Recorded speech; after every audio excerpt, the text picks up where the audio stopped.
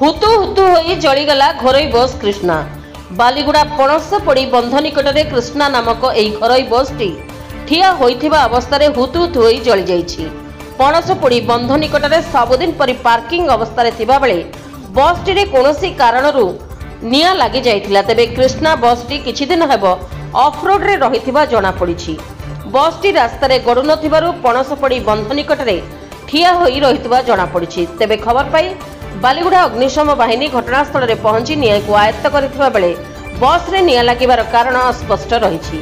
Baliguda police घटनार तदंत करुछि। तेबे सबुठारु बड़ कथा हेउछि गत डिसेंबर 21 तारिख दिन मध्य एही कृष्णा बस मालिकंक अन्य एक बस मध्य थाना निकट रे ठिया होइथिबा बेले पोड़ी जाइथिला।